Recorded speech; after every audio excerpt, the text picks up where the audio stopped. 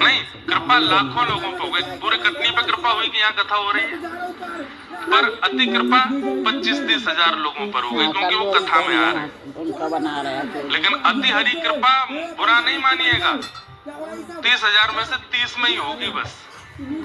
जो कथा सुन के उतारेंगे उतने सही लोग होंगे, सब नहीं। भगवान ने संपूर्ण महाभारत के मध्य में ज्ञान उपदेश किया, लेकिन उस ज्ञान को इम्प्लीमेंट केवल अर्जुन ने किया। लाखों लोग थे वहां पर, लेकिन उतारा केवल अर्जुन ने। तो प्रार्थना यही है कि कल कथा विश्राम होगी, कृपा हो गई, अति कृपा हो गई। अब कल कथा के बाद में अगर जो सुना है वो उतरने लग जाए चित्त में, बस अति हरि कृपा के मार्ग पर आप चलिएगा, उसको उतारिएगा जीवन में, उसी से लाभ होगा, नहीं तो कोई लाभ नहीं। और ताली बजाने से तो बिल्कुल नहीं होगा। आप लोग इसलिए बजाते तो हाँ महाराज जी देखो हम पे अति हरि कृपा हो गई, हम उतारेंगे जीवन में, लेकिन हमें सब पता है कोई विशेष परिवर्तन आने वाला ज्यादा लोगों में नहीं है, और आ जाए तो ये बहुत बड़ी कृपा है। पूज्य महाराज जी का पावन सानिध्य हमको मिला, हाँ आपकी नहीं पता, पर हम पर तो अति अति हरि कृपा हुई। क्यों? क्योंकि महाराज जी का सानिध्य हमको प्राप्त हुआ। हम तो कथा सुना रहे हैं, सुनाते रहेंगे, लेकिन साल भर में होने वाली कथाओं में, जिन कथाओं में आचार्य चरण सन्मुख विराजमान होकर के आशीष देते हुए श्रवण करते हैं, ये ठाकुर जी की अति अति कृपा है, बहुत रूखापन है। आज बड़ी कृपा है कि आज हमारे देह के गुरु और आत्मा के गुरु दोनों एक साथ एक ही स्थान पर विराजमान होंगे। आत्मा के गुरु कौन होते हैं? जिनकी कृपा से आपको दीक्षा प्राप्त होती है, दिशा प्राप्त होती है, वो आपके आत्मा के गुरु हैं। और देह के गुरु तो पिता है। तो आज हमारे पूज्य जीयर स्वामी मठ वाले पूज्य महाराज जी और पूज्य पिताजी महाराज तो परंपरा के गुरु और परिवार के गुरु दोनों विराजमान हैं। ये बड़ी कृपा है।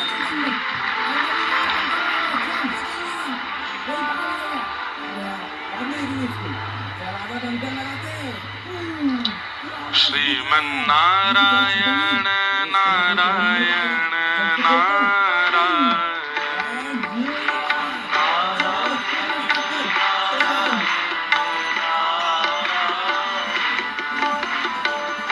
नारायण नारायण नारायण।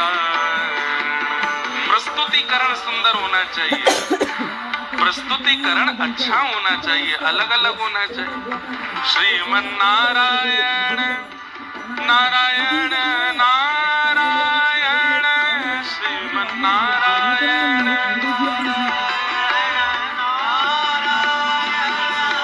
श्रीमन नारायण नारायण नारायण, श्रीमन नारायण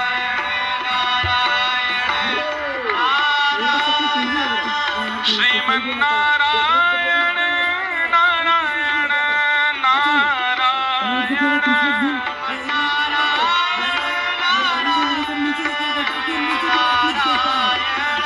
श्रीमन नारायण नारायण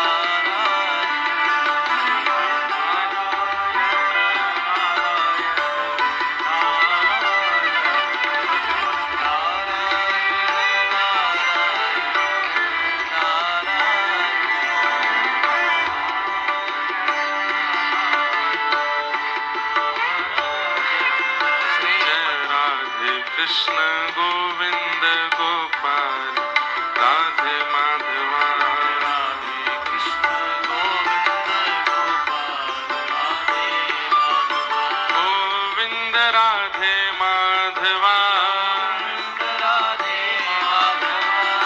कटनी वालों, अरे भैया 6 दिना में कथा सुनिए, बाकी ऊर्जा दिखाई देनी चाहिए, न करताल बजा के गाओ भाव से। गोविंद राधे माधवा राधे माधवा गोपाल राधे माधवा राधे माधवा रंगनाथ राधे माधवा राधे माधवा रंगनाथ राधे माधवा प्यारे रसिक बिहारी माधवा गिरधर लाल बिहारी माधवा जय राधे कृष्ण माधवा जय राधे कृष्ण माधवा जय राधे कृष्ण गोविंद गोपाल राधे माधवा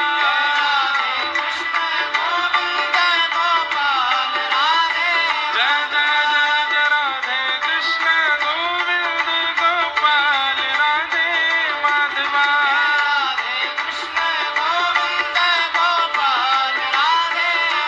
जय राधे कृष्ण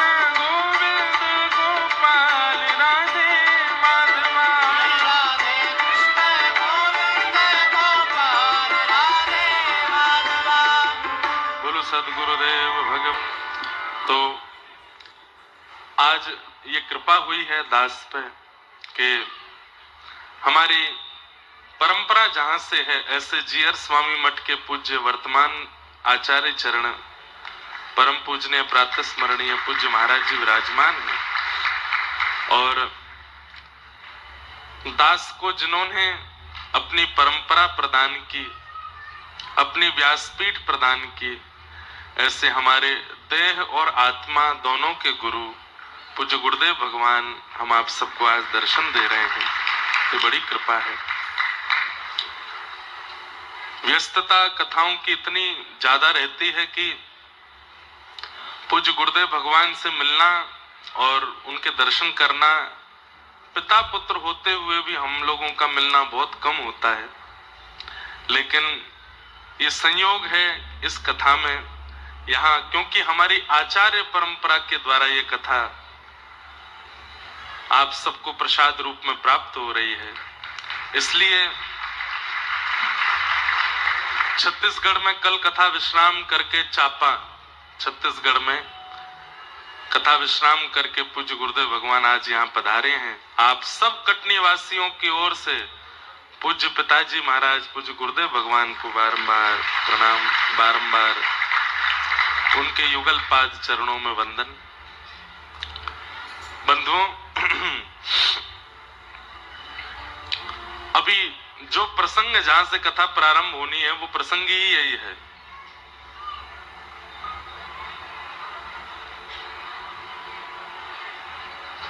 कि पिता गुरुस्त्वं जगतामधीशो दुरत्ययः काल उपात्तदण्ड हिताय स्वेच्छा तनुभिः समीहसे मानं विधुन्वन् जगदीश मानिना। कल हम आप सब लोगों ने व्रज लीला श्रवण की और ठाकुर जी की व्रज लीला में मधुर मधुर कुछ प्रसंगों को हम लोगों ने विस्तार से सुना। समय के अभाव के कारण कुछ प्रसंगों को जल्दी श्रवण करते हुए गोवर्धन पूजा तक हम लोग पहुंचे। वास्तव में पिता और गुरु ये दो शब्द अलग अलग हैं। वाकई में इनका अर्थ और इनमें विद्यमान होने वाले जो दृष्टा व्यक्ति हैं वो एक ही है और वो साक्षात परमात्मा ही है। परमात्मा ही पिता है, परमात्मा ही गुरु हैं, या फिर ये कह लीजिए आपके जो गुरु हैं, आपके जो पिता हैं, वो साक्षात परमात्मा ही हैं। इसी भाव से उनके प्रति दृढ़ संकल्पित होना चाहिए। बहुत ध्यान से सुनिए सब लोग। प्रहलाद जी महाराज को नृसिंह भगवान का दर्शन हुआ तो प्रहलाद जी इस बात को ये मानते हैं कि मैंने भजन किया, मैंने पुकारा, मैंने अपने ठाकुर जी का आवाहन किया, लेकिन इन सब में भी एक बहुत बड़ा तप मेरा ये था कि मैं अपने पिता को साक्षात परमात्मा ही मानता हूं। भले ही उनके पिता हिरण्यकश्यप थे, पर प्रहलाद नित्य अपने पिता को प्रणाम करते हैं, तो कहीं ना कहीं नृसिंह भगवान के दर्शन का फल जो प्रहलाद जी को प्राप्त हुआ उसमें उनके पिता की सेवा भी है। पिता और गुरु की सेवा यदि कोई व्यक्ति करे तो भले ही उसके बाकी के साधन ना बन पा रहे हों, लेकिन माता पिता गुरु की सेवा का साधन भी उसको भगवत प्राप्ति करा सकता है। और इसका प्रत्यक्ष प्रमाण है महाराष्ट्र के पंढरीनाथ भगवान को जिन्होंने प्रकट किया, ऐसे श्री पुंडलीक। पुंडलीक भक्त की कथा बहुत कम हमारे उत्तर भारत में लोग जानते हैं। ये पहले भक्त नहीं थे, अपने माता पिता के प्रति इनकी श्रद्धा भावना नहीं थी। एक बार मां ने कहा कि बेटा हम वयोवृद्ध हो रहे हैं, तीर्थ यात्रा करवा लाओ, हमारे लिए रथ की व्यवस्था या पालकी की व्यवस्था कर दो, हम तीर्थ यात्रा कर लेंगे। तो पुंडलीक बोले कि भगवान ने 2 पैर दिए हैं, चल के चले जाओ, अब मेरे पीछे क्यों पड़े हो कि पालकी लाऊं, रथ लाऊं या कुछ लेके आऊं। तो माता पिता बोले कि दुर्भाग्य से ऐसा पुत्र है, अब क्या कर सकते हैं, चले गए। यहां पुंडलीक के कुछ मित्र, एक मित्र बड़ा धनवान था, वो रथ लेकर के आया और अपने मित्र पुंडलीक से बोला चलो मैं नया रथ लेके आया हूं, थोड़ा घूमने चलते हैं। पुंडलीक बोला हाँ चलो। रथ में घूमते हुए जब जा रहे थे तो रास्ते में माता पिता दिखे पुंडलीक को, दोनों वयोवृद्ध बेचारे सामान लेके तीर्थ यात्रा पे जा रहे थे। तो पुंडलीक ने नजर और फेर ली कि कहीं इनको बैठाना ना पड़ जाए, ऐसा था। माता पिता के प्रति कुछ विशेष रूप से सारे युवा ध्यान से सुनिए और माता पिता भी सुनिए। आजकल, पहले एक जमाना था कि बच्चों को मातृ पितृ संस्कार सेवा के देने पड़ते थे, पर आजकल माता पिताओं को भी समझाना पड़ता है कि माता पिता कैसे बना जाए। इसलिए दोनों सुनिए, बहुत ध्यान से सुनिए। थोड़ा आगे जाकर के एक आश्रम में रात्रि हो गई, तो वहां जाकर के पुंडलीक अपने मित्रों के साथ सो गए। प्यास लगी तो रात्रि में उठे और तभी क्या देखते हैं कि 3 अत्यंत सुंदर कन्या उस आश्रम में झाड़ू लगा रही हैं। और झाड़ू लगाते लगाते लगाते लगाते अचानक से वो अत्यंत सुंदरी अत्यंत कुरूप हो गई। और जैसे ही उनका रूप कुरूप हुआ तो झाड़ू लगा करके जितनी रज वहां इकट्ठी हुई, उस रज को जैसे ही उन्होंने पुनः माथे से लगाया, फिर से सुंदर हो गई। पुंडली की आश्चर्य देख रहा था, दौड़ करके गया और कहा आप तीनों कौन हो? और मैंने अभी अभी देखा आपका रूप इतना कुरूप और ये रज लगाते ही आपका मुखमंडल बिल्कुल सुंदर हो गया। मैं ये समझ नहीं पाया हूं, ये चमत्कार है कि जादू है, क्या है ये? तब उन तीनों ने परिचय दिया कि हम इस भारत में बहने वाली शुद्ध पवित्र नदियां हैं। लोग बाग हमें स्नान करके अपने पापों को धो जाते हैं तो हमारा रूप जो सुंदर है वो कुरूप हो जाता है। तब अपने उस लोगों के जो पाप हमारे अंदर आए हैं उनको नष्ट करने के लिए हम भारतवर्ष के आश्रमों में जाते हैं और वहां जाकर के गुरुजनों के, वयोवृद्धों के जो चरण रज है उसको अपने माथे से लगाते हैं, तो उससे हमारे जितना भी कुरूपता है, जितने भी लोगों के पाप भीतर आए, सब नष्ट हो जाते हैं। पुंडलीक बोला कि मतलब जीवन में चाहे जितने पाप किए हों, उन पापों का प्रायश्चित धाम जाने से, तीर्थ जाने से, नदी स्नान करने से तो होता है, ये रज लगाने से भी होता है। तो वो तीनों नदियां बोली कि धाम जाने से, तीर्थ जाने से, नदी स्नान करने से होगा, यह भी कंफर्म नहीं है, लेकिन घर में विराजमान माता पिता और सदगुरु के नित्य चरण रज लगाने से तो नित्य पाप नष्ट होते हैं। ये प्रत्यक्ष है, ये प्रमाणित है।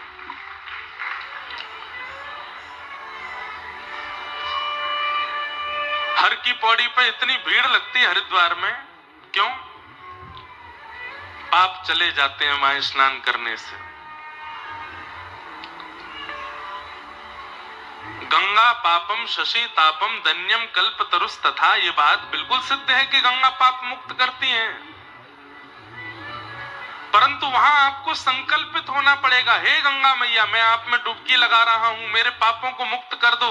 मैं संकल्प दे करके कहता हूं कि मैं पुनः पाप नहीं करूंगा, तब गंगा आपके पापों को निवृत्त करती है। अगर गंगा में स्नान करने के बाद पुनः पाप की ओर आप जाने वाले हैं तो पाप नष्ट नहीं होगा।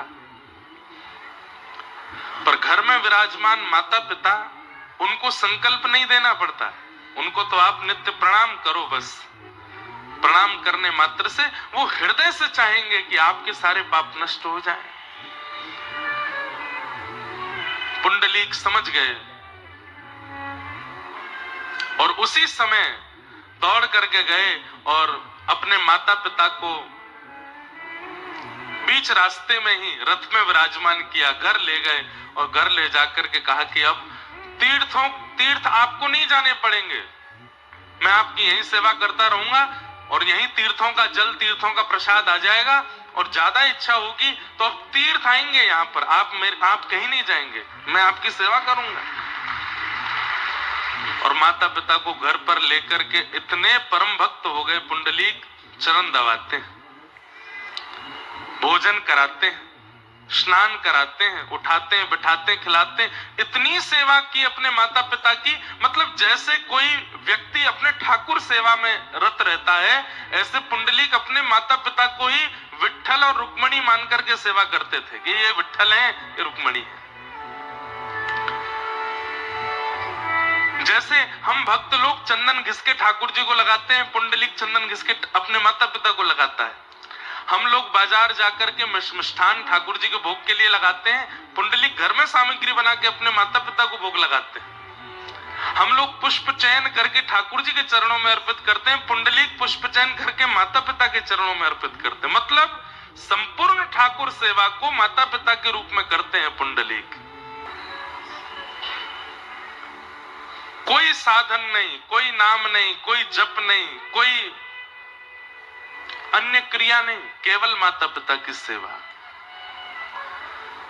यहां द्वारिका में जैसे ही लीला पूरी करने का समय आया, ठाकुर जी ज्ञान उपदेश कर रहे हैं उद्धव आदि अपने कुछ प्रियजनों को, तब उद्धव ने कहा, नाथ आप कहां जा रहे हो? ठाकुर जी बोले, मैं वैसे तो श्रीमद् भागवत में विराजमान रहूंगा, लेकिन मेरा एक भक्त है, पहले मैं उसको दर्शन दे आऊं। बोले कौन? बोले चंद्रभागा के तट पर अपने माता पिता की चरण सेवा कर रहा है पुंडलीक, मैं उसके पास जाऊंगा। उसने कोई साधन नहीं किया, यज्ञ नहीं किया, तप जब कुछ नहीं किया, केवल मातृ पितृ सेवा की है। मेरा मन है कि मैं उसको दर्शन दूं। और ठाकुर जी पहुंच गए।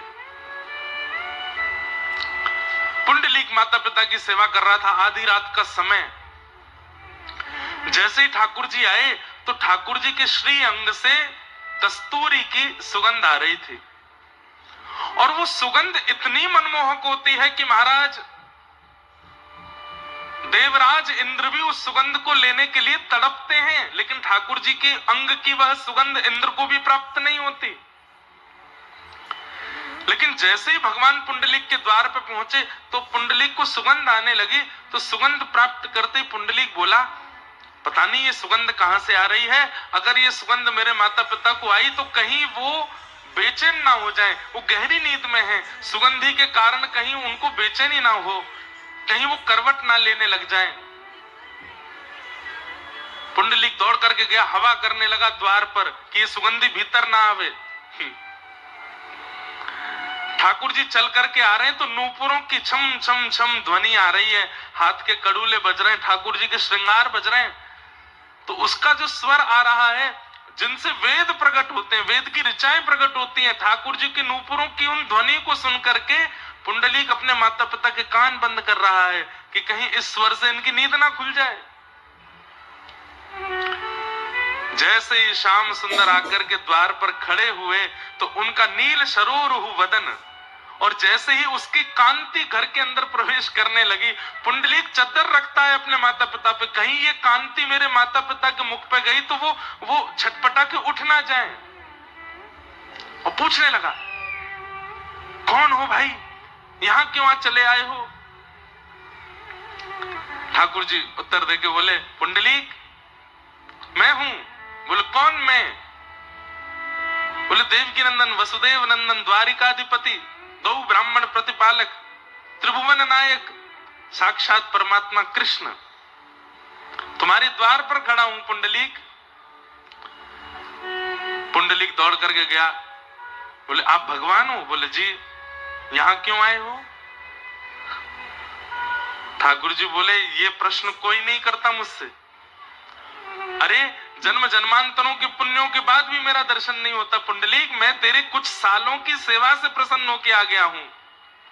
पुंडलीक बोला, लेकिन मैंने आपको प्रसन्न करने के लिए सेवा तो नहीं की थी, आप क्यों प्रसन्न हो गए?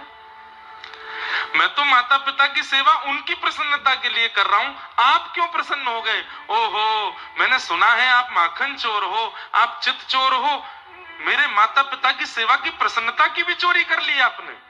अरे वो प्रसन्न होने चाहिए, आप क्यों हो गए? रुक्मणी जी भी साथ में गई थी। रुक्मणी जी ने ठाकुर जी का हाथ पकड़ा, बहुत बेइज्जती हो रही है, चलो यहां से, इसलिए आए थे हम यहाँ पे। देवी रुको ना, ये पुंडलीक है, इसकी निष्ठा तो देखो माता पिता में, साक्षात कृष्ण साक्षात रुक्मणी द्वार पर खड़े हैं, लेकिन ये हमको पूछ भी नहीं रहा है माता पिता के आगे।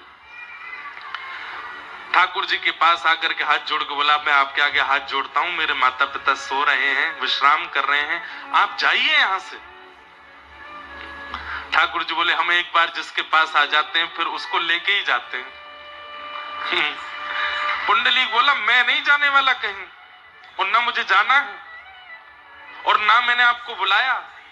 अगर आपका कोई न्यायालय होता हो तो वहां पर मैं आप पर केस भी कर दूंगा कि मैंने नहीं बुलाया था आपको, जबरदस्ती ले गया मुझे खींच के। ठाकुर जी बोले, कैसी भक्ति पुंडलीक की। अच्छा भाई, हम द्वार पर खड़े हैं, तुम सेवा कर लो माता पिता की, जब सेवा से निवृत्त हो जाओ तब आ जाना, तब मिल लेना हमसे, तब तक के लिए कोई आसन दे दो हमको। पुंडलीक बोला, अब आसन लाओ, फिर कहोगे चाय नाश्ता पानी लाओ, फिर कहोगे भोजन लाओ, फिर कहोगे नींद आ रही है बिस्तर लाओ। अरे आसन तो जाकर के आसन ढूंढने में इतनी उनको लग रहा था कि इतनी देर भी मेरे माता पिता की सेवा से मुझे दूर क्यों किया जा रहा है। तो एक ईंट दिखाई दी, वही सरका दी, बोले ये लो आसन, बैठ जाओ उसके ऊपर। रुक्मणी जी पकड़ती रही, मना करती रही, ठाकुर जी नहीं माने, और उस ईंट के ऊपर प्रतीक्षात्मक भाव से आज तक ठाकुर जी खड़े। आज भी पंढरीनाथ विठ्ठल भगवान खड़े हैं और प्रतीक्षा कर रहे हैं कि मेरे पुंडलीक की सेवा एक दिन पूरी होगी और वो मुझसे मिलने आएगा। सोचिए, भगवत दर्शन के लिए मैं और आप, हम क्या नहीं कर रहे हैं, सब कुछ कर रहे हैं, सारे नियमों का पालन कर रहे हैं, सारी विधाओं का पालन कर रहे हैं, सारे तीर्थों के दर्शन कर रहे हैं, सब प्रकार की क्रिया कर रहे हैं कि हमको भगवत अनुभव हो, लेकिन घर में विराजमान जो माता पिता हैं उनकी सेवा ही नहीं कर रहे। अब वैसे तो मैं भी वंचित रहता हूं सेवा से, मुझे भी माता पिता की सेवा तो प्राप्त नहीं हो पाती, बार बार उनके समीप जाना, उनके चरण दबाना, ये हमको सेवा मिलती नहीं, हम तो कथाओं में ही रहते हैं। पर बंधुओं, सबसे बड़ी सेवा क्या है कि आपकी क्रिया, आपके विचार, आपका स्वभाव, आपका व्यवहार वो आपके माता पिता को प्रसन्न कर देता हो। ये सबसे बड़ी सेवा है एक बालक की, तो उनके माता पिता प्रसन्न हो जाते हैं, हंसने लगते हैं, प्रसन्न मुद्रा में उनको देख लेते हैं। हमें नहीं पता हमारी सेवा से माता पिता प्रसन्न होते होंगे कि नहीं, पर हाँ, अपने 24 घंटे के पूरे जीवन काल में 3 घंटा कथा करते हैं तो उससे जरूर हमारे पिताजी माताजी प्रसन्न होते हैं, उससे जरूर उनके चित्त में आनंद होता है। इसलिए भैया हमारी एक बात मानिए, एक माला कम करोगे चलेगा, एक तीर्थ कम रह जाएगा तो भी चलेगा, लेकिन आपके माता पिता के दोनों वरदहस्त आपके सिर पर पूरे पूरे हों, यही भगवत प्राप्ति का एक विशिष्ट साधन है। उसके लिए प्रयास करो। प्रमाण है पुंडलीक माता पिता की सेवा से प्राप्त हुए उनको ठाकुर जी। तो ठाकुर जी सब ब्रजवासियों से बोले भैया गिरिराज जी की पूजन करवे चलो। सब ब्रजवासी ठाकुर जी की बात मान करके गोवर्धन पूजने के लिए आए। बंधुओं, ये गिरिराज पूजन की कथा के पीछे एक दो बातें हैं, बहुत ध्यान से सुनिएगा। सबसे विशेष बात कि हमारे द्वारा जब धन का असद व्यय होता है तो ठाकुर जी को अच्छा नहीं लगता। जब हम अपने धन को गलत जगह पर इस्तेमाल करते हैं, गलत जगह उसका व्यय करते हैं तो ठाकुर जी को बड़ी पीड़ा होती है। क्यों? धन साक्षात लक्ष्मी है और लक्ष्मी का जब असद व्यय हमारे द्वारा होता है तो ठाकुर जी को पीड़ा होती है। तो ठीक वैसे ही कहीं भी पूजने चले जाएं, कहीं भी चद्दर वद्दर चढ़ाने चले जाते हैं, कहीं भी अगरबत्ती घुमाने चले जाते हैं, किसी को भी पूजने लग जाते हैं, क्यों? हमारे काम बन जाए, केवल इसलिए। ठाकुर जी को इससे बड़ी पीड़ा होती है। ठाकुर जी बोलते हैं जब मैं मिल गया तो फिर तू कहीं और काहे को भटक रहा है? जब मैं प्राप्त हो गया तो फिर कहीं और भटकने की आवश्यकता क्यों है? इसलिए भैया एक के रहिए जीवन भर। ठाकुर जी जीवन में प्राप्त हो गए तो बस उन्हीं के रहिए, अन्य स्थानों पर जाकर के असद धन का व्यय मत करो। ब्रजवासियों के प्रति ठाकुर जी की भावना ऐसी बनी कि जब मैं मिल ही गया तो फिर इंद्र की पूजा क्यों? अपने इस अमूल्य धन का असद व्यय मत करो। तो अब ठाकुर जी बोले मैं कहूंगा मेरी पूजा करो तो ये करेंगे नहीं, तो फिर अपने ही सब्स्टिट्यूट के रूप में ठाकुर जी ने गिरिराज जी की पूजा कराई। लेके गए सब ब्रजवासी, इनको जाओ जाकर के गिरिराज पूजन करो। और 4 भुजा वाले श्री गोवर्धन नाथ प्रकट है करके सब ब्रजवासियों की सेवा को स्वीकार करने लगे। इंद्र को पता चली तो इंद्र ने मेघमालाओं को आज्ञा करके कहा कि इतनी वर्षा करो पूरा ब्रजमंडल बह जाए। आकाश में काले बादलों ने गर्जना करनी शुरू की।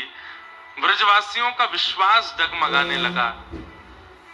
उस विश्वास को स्थिर करने के लिए गिरिराज जी को प्रणाम करके 7 वर्ष के ठाकुर जी ने 7 कोस लंबे चौड़े गिरिराज पर्वत को धारण करके अपने बाम हस्त की कन्नी उंगली के नख पे धारण कर लिया।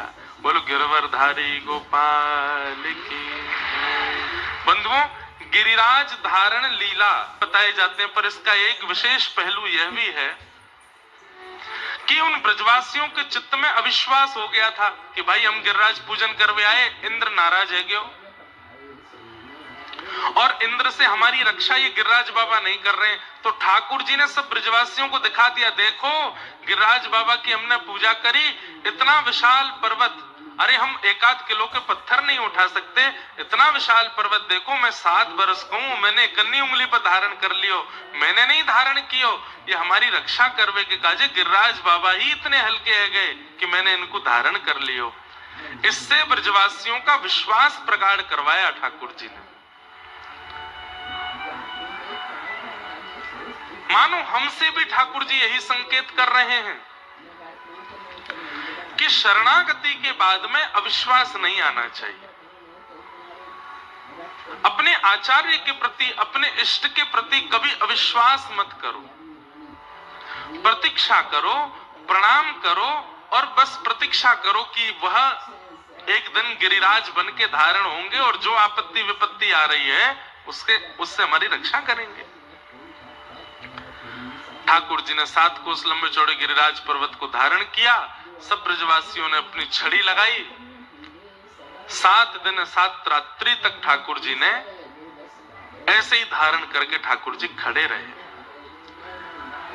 अब यहां अनेक कथाएं, अनेक लीलाएं गिरिराज जी के नीचे भी ठाकुर जी की हुई हैं। एक लीला कि गर्गाचार्य जी महाराज ने यशोदा मैया से कही, बोले मैया तुम्हारो लाला जो है नारायण समो गुणी है, ये तुम्हारो लाला जो है का ये नारायण के समान गुण वालो है। तो जब कभी भी कछु विशिष्ट क्रिया लीला करे तो आप यहाँ पे संशय मत करियो। आज जब ठाकुर जी ने गिरिराज जी उठाए तो यशोदा मैया को गर्गाचार्य जी की बात याद आई कि मेरो लाला नारायण के समान गुण वालो है। लेकिन गर्गाचार्य जी ने एक बात और कही थी, बोले तुम्हारे लाला के समान गुणवान और योग्य वृषभानु जी की लाली भी है, वो भी नारायण की ही आह्लादनी शक्ति है। तो जब कभी तुम्हारो लाला कोई विशिष्ट लीला करे तो वृषभानु नंदिनी राधा रानी को या के सामने लाए के खड़ो कर दियो, तुम्हारे लाला की शक्ति क्षीण नहीं होएगी। आज जब ठाकुर जी ने गिरिराज जी उठाए तो यशोदा मैया व्याकुल हुई, कहां है राधा रानी, कहां है वृषभानु नंदिनी, कहां है बरसाने वाली राधा, वाकु लेके आओ, मेरे लाला के सन्मुख खड़ो कर दो। यशोदा मैया ढूंढने लगी, कहां है कहां है कहां है। 3 दिन बीत गए। 3 दिन बाद वृषभानु बाबा मिले तो वृषभानु बाबा से यशोदा मैया बोली, आपकी लाली कहां है? भानु बाबा बोले, मैं खुद 3 दिन से ढूंढ रहा हूं, मुझे मिल ही ना रही है, कहां चली गई? सब जगह ढूंढा लेकिन राधा रानी नहीं मिली। तो जिस शिलाखंड के ऊपर ठाकुर जी खड़े हैं कन्नी उंगली पर गिरिराज जी लेकर के, उस शिला के पीछे जब जाकर के यशोदा मैया ने देखा तो क्या पाया कि वहीं ध्यान मुद्रा में श्री किशोरी जी, श्री राधा रानी बैठी हैं और अपने अपलक नेत्रों से श्री गिरिराज जी को देख रही हैं। और किशोरी जी के नेत्रों से ही निकलने वाला एक दिव्य तेज, उस पर श्री गिरिराज जी टिके हुए हैं। श्री राधे जू के कारण मैंने गिरिवर लियो उठाए। ठाकुर जी आगे कन्नी उंगली धारण करके खड़े हैं, पीछे किशोरी जी अपने दिव्य तेज पर गिरिराज जी को धारण कर रही हैं। मूल बात तो यह है कि गिरिराज जी मूल रूप से किशोरी जी ने ही धारण किए हैं, श्री राधा रानी ने धारण किए हैं।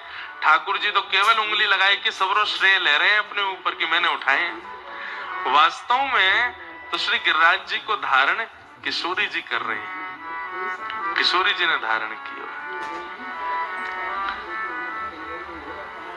सब ब्रजवासियों के मन में आई, बोले मैया इन दोनों को ब्याह कर दो, ये हमारे व्रज की इतनी रक्षा करें, इन दोनों को ब्याह कर दो। अब ये कथा भागवत में तो नहीं है, पर अन्य अन्य पुराणों में इस बात का उल्लेख होता है कि श्री प्रिया प्रियतम का ब्याह उत्सव हुआ और श्री ब्रह्मा जी ने आकर के बांडीर वन में ठाकुर जी का ब्याह कराया किशोरी जी के साथ।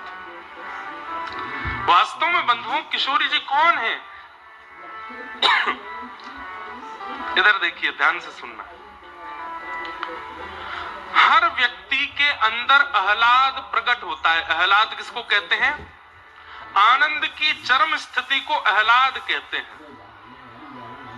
प्रसन्नता की चरम स्थिति आनंद और आनंद की भी चरम स्थिति आह्लाद। हम सबके चित्त में आह्लाद प्रकट होता है तो वह आह्लाद व्यक्त हम लोग किसी न किसी रूप में करते हैं। आह्लाद व्यक्त, कोई नाच के आह्लाद व्यक्त करता है, कोई उछल करके आह्लाद व्यक्त करता है, कोई चिल्ला करके आह्लाद व्यक्त करता है, कोई दौड़ करके आह्लाद व्यक्त करता है। कोई कई लोग ऐसे होते हैं वो खा करके आह्लाद व्यक्त करते हैं, उनको ज्यादा अच्छा लगता है तो वो खाते हैं। और कई लोग ऐसे भी हैं वो सो के आह्लाद व्यक्त करते, ज्यादा प्रसन्नता होती है तो सो जाते हैं।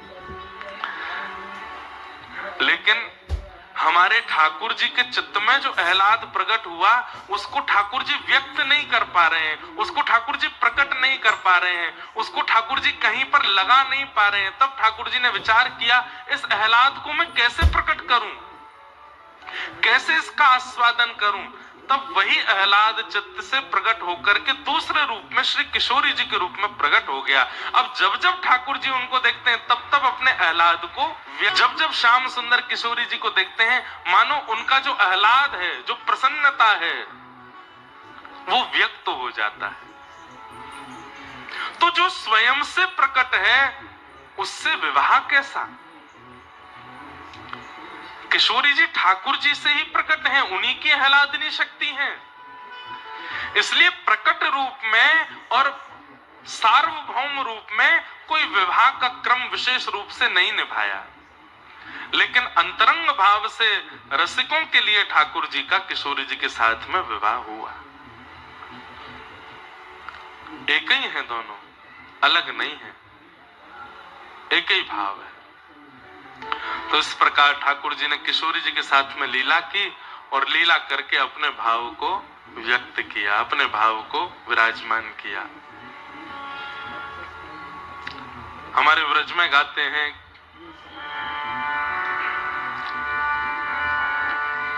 हो व्रज में रतन राधिका गोरी, व्रज में रतन राधिका गोरी, व्रज में रतन राधिका गोरी, व्रज में रतन राधिका गोरी, राधिका गोरी, राधिका भोरी, राधिका गोरी, राधिका भोरी, हे राधिका गोरी, राधिका भोरी, राधिका गोरी, राधिका भोरी।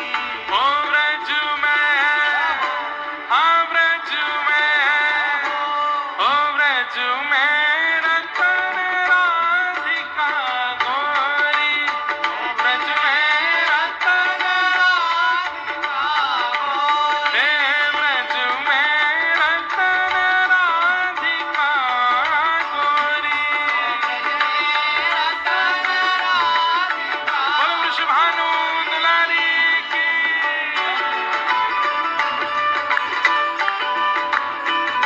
करताल बजा के गाओ।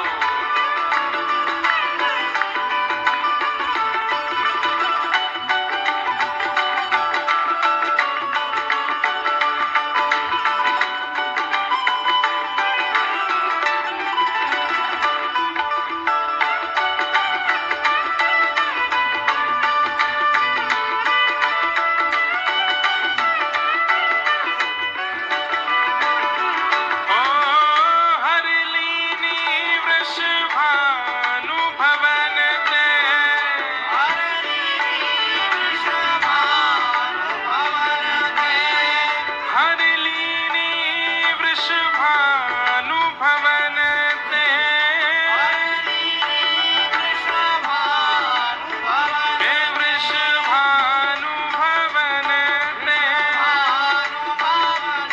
वृषभानु भवन ते, ओ हरलीनी वृषभानु भवन ते, हरलीनी वृषभानु भवन ते, ओ नंद सोवन करी चोरी,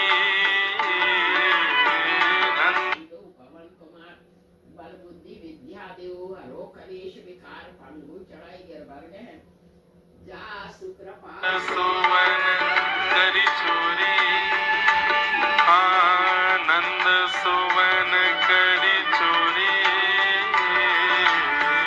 नंद सोवन करी।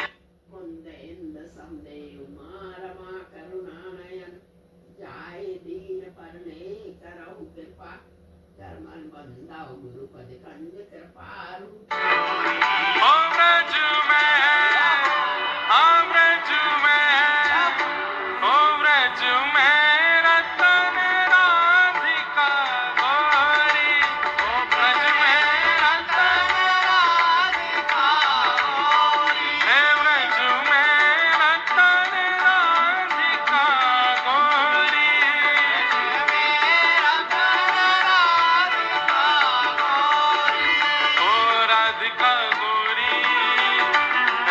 राधिका भोरी, राधिका गोरी, राधिका भोरी, हे राधिका गोरी, राधिका भोरी, राधिका गोरी, राधिका भोरी, हे ब्रज में, ओ ब्रज में, हाँ ब्रज में रतन राधिका गोरी, ब्रज में रतन राधिका गोरी, हे ब्रज में रतन राधिका गोरी, ब्रज में रतन राधिका गोरी, हे कुंज निकुंजन विहरत दो, कुंज निकुंजन विहरत दो, हाँ कुंज निकुंजन विहरत दो, कुंज निकुंजन विहरत दो, हाँ विहरत दो, हाँ विहरत दो, हाँ रमणत दो, हाँ रमणत दो, ओ कुंज निकुंजन विहरत दो, कुंज निकुंजन विहरत दो, और यमुना जल खोड़ी, और यमुना जल हाँ, और यमुना जल खोड़ी, और यमुना जल खोड़ी, ओ ब्रज में, हाँ ब्रज में, ओ ब्रज में रतन राधिका गोरी, ब्रज में रतन राधिका गोरी, हे ब्रज में रतन राधिका गोरी, ब्रज में रतन राधिका, बोलो वृषभानु दुलारी की।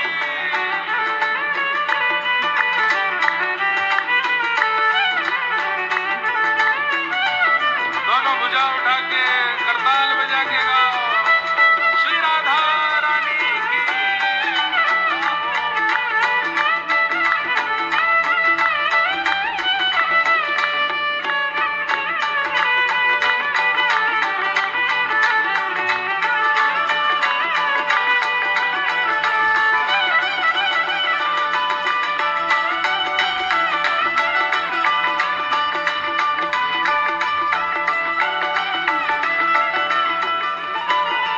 ओ कृष्णदास प्रभु गिरधर नागर, कृष्णदास प्रभु गिरधर नागर, हमारे ब्रज में अष्ट सखा हुए, अष्ट छाप के कवि, उनमें से श्री कृष्णदास जी, बड़ी सुंदर लीलाएं हैं इनकी ठाकुर जी के संग, उनका पद है कृष्णदास प्रभु गिरधर नागर, कृष्णदास प्रभु गिरधर नागर, हे प्रभु गिरधर नागर,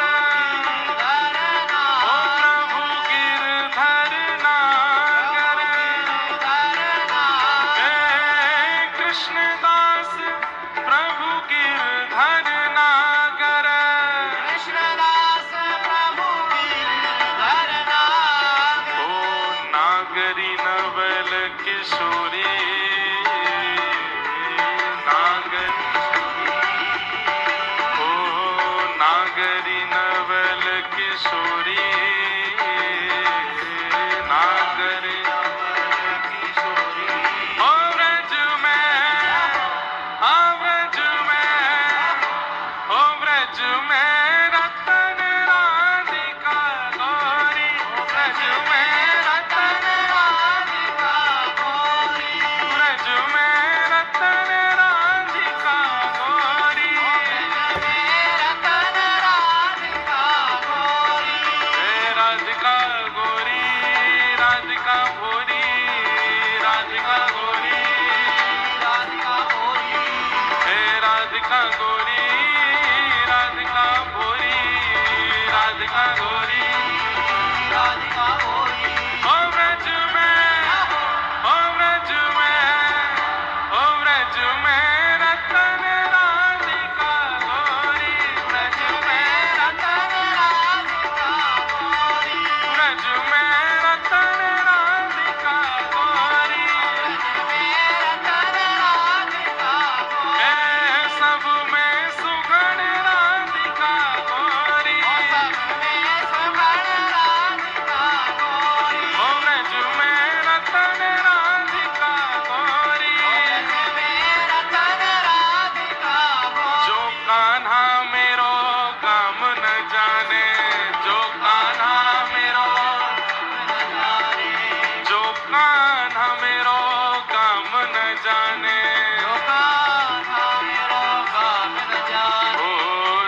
कान्हा मेरो काम न जाने, जो कान्हा मेरो काम न जाने, हाँ जो कान्हा मेरो काम न जाने, कान्हा मेरो काम न जाने।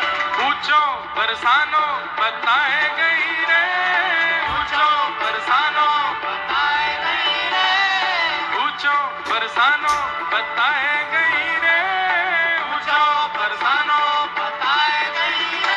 कौन?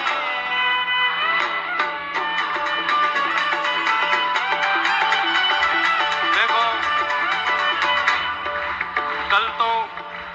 कल तो कथा विश्राम है, कल तो चले ही जाना है। अब ये 2 दिन आज और कल की कथा और है। कल कथा सुबह और है, सुबह 10 बजे से कथा है। तो बस ये 2 दिन ऐसा भाव है कि कथा के माध्यम से और श्री किशोरी जी के कीर्तन के माध्यम से ये कथा ऐसी स्मृति बन के बैठ जाए चित्त में, मन में, हृदय में कि कटनी वाले झूमते ही रहें। हमारी किशोरी जी के नाम में ऐसे है जाए महाराज की बस कटनी वाले उन्हीं को याद करते रहें। पूछो बरसानो बताए गई रे, पूछो बरसानो बताए गई रे, पूछो बरसानो बताए गई रे, पूछो बरसानो बताए गई रे। बरसाने की छोरी राधा गोरी गोरी, बरसाने की छोरी राधा गोरी गोरी, जो कान्हा मेरो नाम न जाने, जो कान्हा मेरो नाम न जाने, जो कान्हा मेरो नाम न जाने, जो कान्हा मेरो नाम न जाने, वो मेरो नाम न जाने, नाम न जाने। आपको पता हो ये होली को पद है और हमारे ब्रजमंडल में वसंत पंचमी से लेकर के और एकादशी धुलेरी तक होली चला 40 दिन की। रोज ठाकुर जी को गुलाल लग रो है। तो इस भाव से ये रसिया होली को गाय लो कि आज हम श्री भागवत जी को भी गुलाल लगा रहे हैं, होली की नग बधाई दे रहे हैं।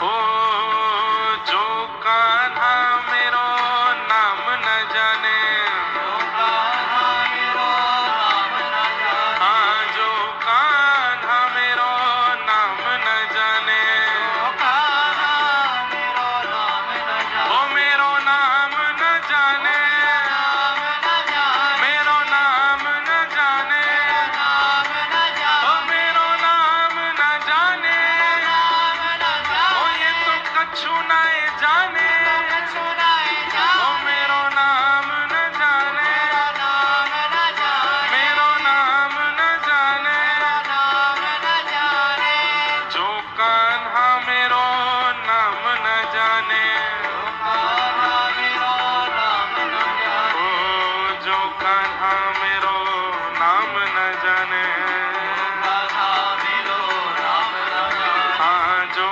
कान्हा मेरो नाम न जाने, कान्हा मेरो नाम न जाने। हे राधा रंगीली बताए गई रे, राधा रंगीली बताए गई रे, राधा रंगीली बताए गई रे, राधा रंगीली बताए गई रे। कौन? बरसाने की छोरी राधा गोरी गोरी, बरसाने की छोरी राधा गोरी गोरी, बरसाने की छोरी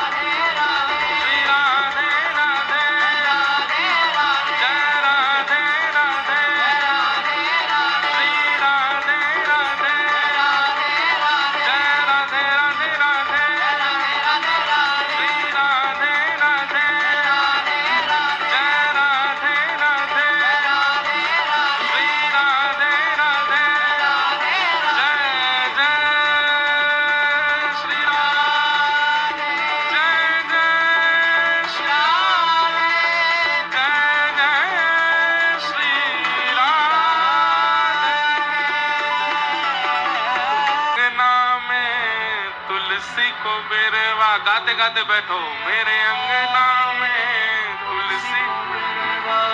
ये हम इसीलिए गा रहे ताकि गाते गाते आप लोग बैठ जाओ। मेरे अंगना में तुलसी को बेरवा, मेरे अंगना में तुलसी को बेरवा, तुलसी निशानी बताए गई रे, तुलसी निशानी बताए गई रे, ओ तुलसी निशानी बताए गई रे, तुलसी निशानी बताए गई रे। कौन? बरसाने की छोरी, राधा गोरी गोरी, बरसाने की छोरी, राधा गोरी। और सब सखियन में श्यामा जो प्यारी, सब सखियन में श्यामा जो प्यारी, सब सखियन में श्यामा जो प्यारी, सब सखियन में श्यामा जो प्यारी। मोहन के मन को लुभाए गई रे, मोहन के मन को लुभाए गई रे, मोहन के मन को लुभाए गई रे, मोहन के मन को लुभाए गई रे। कौन?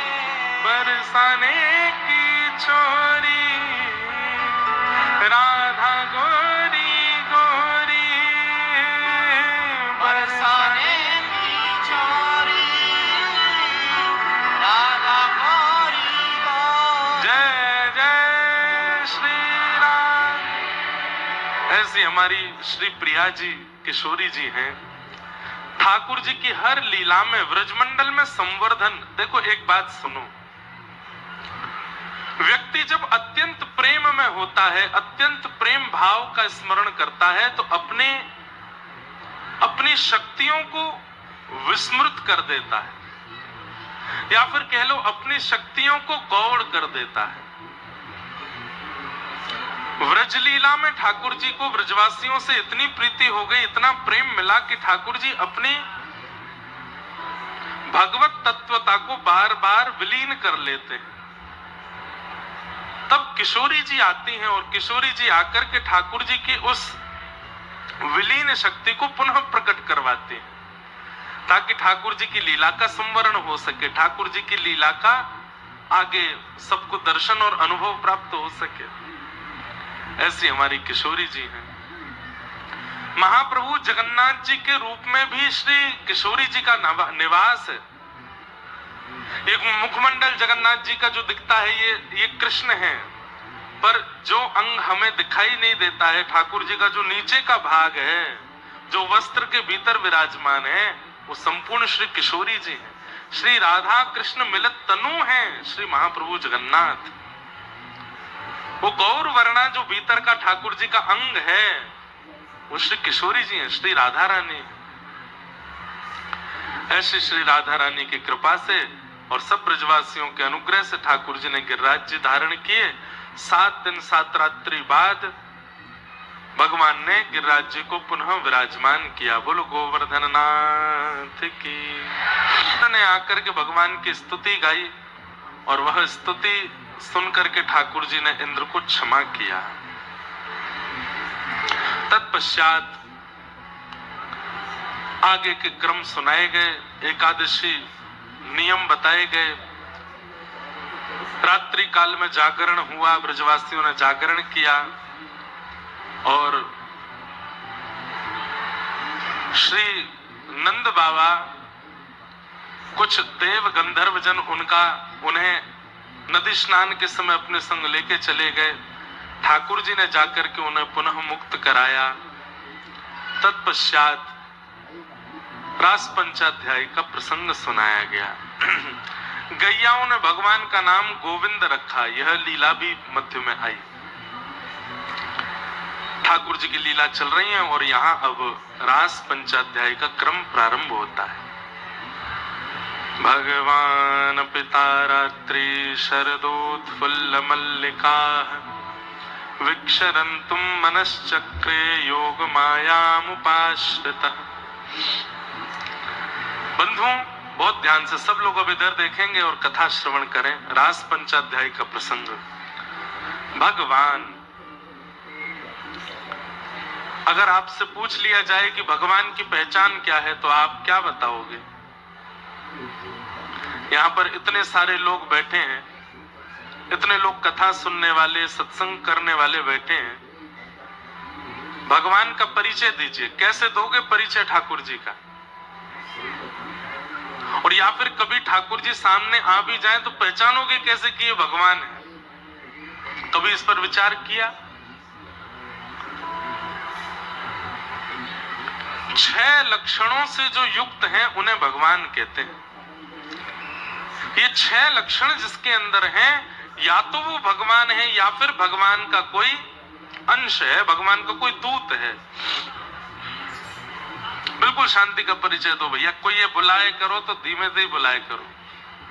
अन्य भैया धीरे, पटकावारे भैया ने धीरे। सब लोग इधर देखो। उत्पत्ति प्रलयम चैव भूतानाम गति गति वेत्ति विद्याम अविद्याम च सवाच्यो भगवानिति। भगवान किसे कहते हैं? उत्पत्ति प्रलयम चैव। इस सृष्टि की उत्पत्ति जो जानते हैं, किसी से पूछा जाए कि सृष्टि की उत्पत्ति क्या, तो कोई नहीं बता पाएगा। कई लोग आंकड़े लगाएंगे, इतने 1000 वर्ष पहले, इतने लाख वर्ष पहले, इतने ये वर्ष पहले, लेकिन प्रमाणिक रूप से कोई नहीं बता सकता कि पृथ्वी की उत्पत्ति कब हुई। और प्रलयम चैव, प्रलय कब होगा, ये जो जानते हैं। ये 2 जानकारियां जिनके पास है, उत्पत्ति की और प्रलय की। हम आप सब लोग साइंस पर आसरतू रहते हैं। कितनी बार सुना जा चुका है कि अब प्रलय आ जाएगा। पहले सुना था 2012 में प्रलय आएगा, फिर सुना था 2020 में प्रलय आएगा, फिर सुना था कि किसी ग्रंथ में लिखा है कि 2025 में पूरी धरती खत्म हो जाएगी, और 2026 शुरू हो गया।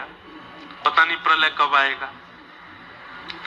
तो लोग अपने आंकड़े लगाते रह जाएंगे, भविष्य कथन, भविष्यवाणियां होती रह जाएंगी, लेकिन प्रलय कब होगा ये सिवाय भगवान को किसी को नहीं पता। उत्पत्ति और प्रलयम चैव, ये जिनके पास जानकारी है, और जानकारी नहीं, उन्हीं से ही यह संभव हो सकता है। उत्पत्ति और प्रलय, इसके जो हेतु हैं वो भगवान। तो 2 लक्षण हो गए, उत्पत्ति प्रलयम चैव भूतानाम अगति गति। हमारी कहां गति है और कहां अगति है ये जिन्हें पता है। अगति गति। कई लोग खूब मुहूर्त दिखवाते हैं, बिल्कुल समय से घर से निकलते हैं, ब्राह्मणों से पूजन करा करके, पूरा नियम आदि करा करके अपनी दुकान बनाते हैं। बोले कि अब सब बढ़िया होगा। बिल्कुल अक्षय तृतीया पे ही दुकान का शटर खोला था पहली बार। 5 साल हो गए, कमाई नहीं हो रही, चले ही नहीं रहा काम, कुछ हो ही नहीं रहा। अब क्या करें? फिर कुछ और काम शुरू करते हैं, वो भी नहीं चल पाता। फिर तीसरा काम शुरू करते हैं, वो भी नहीं चल पाता। हमारी गति और अगति हम नहीं तय कर सकते। और एक बात कह दूं, बुरा नहीं मानिएगा, भविष्य कथन करने वाले या भविष्य रूप से बता देने वाले या किसी प्रकार से आपका भविष्य भाव, वह भी मुझे ऐसा लगता है कि किसी ने भविष्य तो सही ही बताया होगा कि भाई परसों तुम्हारे साथ ऐसा हो जाएगा या 1 साल बाद तुम्हारा ये काम बन जाएगा। लेकिन तभी ठाकुर जी देखते होंगे, अच्छा 1 साल बाद या को काम बनवे वारो, मैं बना नहीं रहा दूंगा। गति और अगति उनके हाथ है। इसलिए किसी के ऊपर आसरतू मत रहिए। ठाकुर जी से कहो, नाथ आप सब जानते हो मेरी कहां गति है, कहां अगति है, कहां मुझे अच्छा है, कहां मेरा बुरा है, आपको सब पता है। मुझे किसी से पूछवाना नहीं, दिखवाना नहीं, बहुत कुछ करना नहीं। प्रेम भाव से शुभ तिथि पर अपना ये कार्य प्रारंभ कर रहा हूं। यदि इसमें मेरी भलाई हो तो इसको अच्छा करिएगा, यदि इसमें मेरी भलाई ना हो तो जैसी आपकी इच्छा। ठाकुर जी पर निर्भर रहो। अपना कर्म कीजिए, उस पर विचलित मत होइए, अच्छे बुरे पर या ज्यादा उससे प्रभावित मत होइए। अगर अच्छा हो तो भी, बुरा हो तो भी, शायद इसमें मेरी गति नहीं है।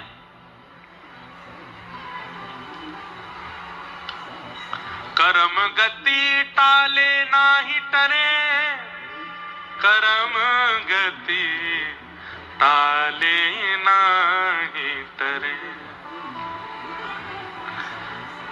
गुरु वशिष्ठ से अद्भुत ज्ञानी, गुरु वशिष्ठ जैसे अद्भुत ज्ञानी, उन्होंने क्या किया? देख के लगन धरे। श्री रघुनाथ जी और सिया जी की देख करके लगन रखी थी उन्होंने, सब कुछ विचार करके लगन लिखी थी कि भैया अब तो इनका ब्याह निश्चित ही मंगलकारी होगा। लेकिन हुआ क्या? सीता हरण मरण दशरथ को, वन में फेर परे, कर्म गति टारे नाही टरे। वशिष्ठ जी से ज्यादा विद्वान तो इस वक्त धरा धरती पर कोई नहीं होगा। उन्होंने तो बड़ी सोच समझ के लगन लिखी थी, राम जी की सीता जी की पूरा मिलान किया था। लेकिन हुआ क्या? सीता हरण मरण दशरथ को, और वन में फिर 14 वर्ष वन में फिरे। पूरा पद है, मुझे पूरा पंक्ति पद याद नहीं है। हाँ, एक पंक्ति में यह भी है, याद आ जाए तो गा दूं, बहुत अच्छा है। पांडवों के लिए आता है, जहां सारथी ही स्वयं कृष्ण है, जहां पर पग पग पर रक्षा करने वाले ही श्री कृष्ण है। लेकिन हुआ क्या? अज्ञातवास करना पड़ा पांडवों को, और उसके बाद भी अगर हस्तिनापुर का राज्य मिल गया तो कुछ समय बाद उसका त्याग करना पड़ा, नरक दर्शन करना पड़ा पांचों को थोड़ी थोड़ी देर के लिए। तो इसलिए भैया, कब कहां क्या होना है, गति अगति हम नहीं जानते, सब ठाकुर जी के हाथ है। तो भगवान किसको कहते हैं? जिसे उत्पत्ति और प्रलय का पता है, जिसे गति और अगति का पता है। कितने? 4 लक्षण हो गए, और 2 और कौन से हैं? वेत्ति विद्याम अविद्याम च सवाच्यो भगवानिति। विद्या और अविद्या, विद्या कहते हैं ज्ञान को, अविद्या कहते हैं अज्ञान को। तो जो 4 थे स्वविज्ञ स्वराट, जो अविज्ञ है, अनविज्ञ नहीं, सब जानते हैं। पूतना रूप बदल के आई, नेक में ही पहचान गए। कोई नहीं पहचान पाया पूतना को, ठाकुर जी पहचान गए। हनुमान जी रूप बदल करके आए, लेकिन ठाकुर जी नेक में ही पहचान गए। कौन है ये? तो जो सब जानते हैं, सब पता है उन्हें, क्या गलत है, क्या सही है, क्या ज्ञान है, क्या अज्ञान है, इन सबके जो द्योतक हैं, इन सबके जो अधिपति हैं, ये 6 लक्षण जिसमें हैं, उत्पत्ति, प्रलय, गति, अगति, विद्या और अविद्या, इनके जो ज्ञाता हैं उन्हें कहते हैं भगवान। सवाच्यो भगवान इति। ये 6 भग कहलाते हैं, और इन 6 भगों से जो युक्त हैं उन्हें भगवान कहते हैं। जैसे धनवान, धन से युक्त धनवान, ज्ञान से युक्त ज्ञानवान, विद्या से युक्त विद्वान, बल से युक्त बलवान, ऐसे ये 6 भग जिसके पास हैं वो भगवान। भगवान पिता रात्रि शरदोत्फुल्ल मल्लिका। यहां पर सुकाचार्य जी ने रासपंच अध्याय के प्रारंभ में भगवान शब्द कह करके सबको सचेत कर दिया कि आगे वाली लीला में संशय मत करना। ठाकुर जी रास करें, बिहार करें, तो उसमें ये संशय मत करना, भगवान ऐसा कैसे कर सकते हैं। मैं पहले ही संबोधन कर रहा हूं, गोपाल नहीं, कृष्ण नहीं, माधव नहीं, मधुसूदन नहीं, भगवान इस लीला को कर रहे हैं। मतलब वो सब जानते हैं, इसलिए आंख बंद करके विश्वास कीजिएगा आगे की लीला पर, संशय मत कीजिएगा। क्योंकि कई लोगों को भगवान के रास विहार पर संशय होता है। ठाकुर जी ने ये कैसे कर दिया, ठाकुर जी ऐसा कैसे कर सकते हैं? अरे आप तो चलो सामान्य मानव हो, परीक्षित जी को जब संशय हो सकता है। कृष्णम विदुः परम कांता न तु ब्रह्म तया मुने गुण प्रवाहो परमस्तासाम गुणाधियाम कथम। आप कैसे कह सकते हैं कि ये परमात्मा है? क्यों? बोले कि ये जितनी भी गोपियां हैं ये भगवान को कांत मान करके उनके पास जा रही हैं, उनके प्रति पति भाव रख करके जा रही हैं नाथ। तब शुकाचार्य जी को थोड़ा सा यहां पर क्रोध भी आया। उक्तम पुरस्तादे तत्ते चेत्य सिद्धम यथागतः द्विषन्न ऋषिकेशम किमुता दोक्षज प्रिया।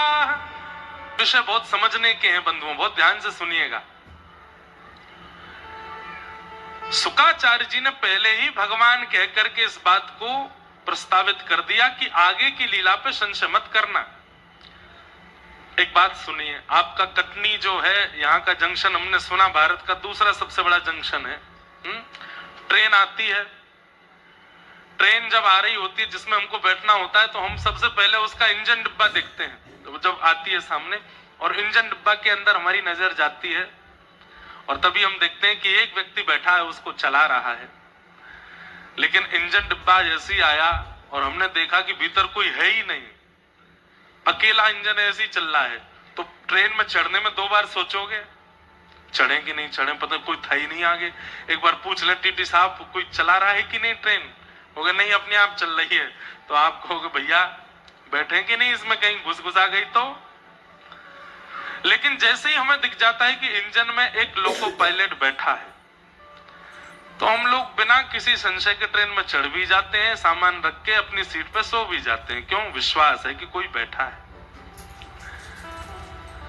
ठीक वैसे ही यहाँ पर रास बिहार की कथा प्रारंभ करते ही सबसे पहले ही सबको सचेत कर दिया। बोले यह लीला जो मैं सुनाने जा रहा हूं, ये लीला कौन कर रहे हैं? बोले भगवान, जो 6 भगों से युक्त हैं, जिन्हें सब पता है, जिनके द्वारा सारी क्रिया होती है, पाप पुण्य हानि मरण सब कुछ उनके हाथ में है, वो साक्षात विधाता हैं। इसलिए इस लीला पर संशय मत करना। लेकिन फिर भी भले मानुष इस लीला पर संशय करते हैं, ये कैसे हो गया? अच्छा, संशय होने का दूसरा कारण सुनो, ध्यान से सुनिएगा। सब लोग इधर देखो, यहां देखो, यहां देखो, इधर देखो और कहीं मत देखो। संशय होता क्यों है? उसका दूसरा कारण यह है कि हम रास का मतलब ही नहीं जानते। रास का मतलब हमने क्या सोच लिया, स्त्री पुरुष का मिलन होगा या तो नृत्य होगा, उसी को रास कहते हैं।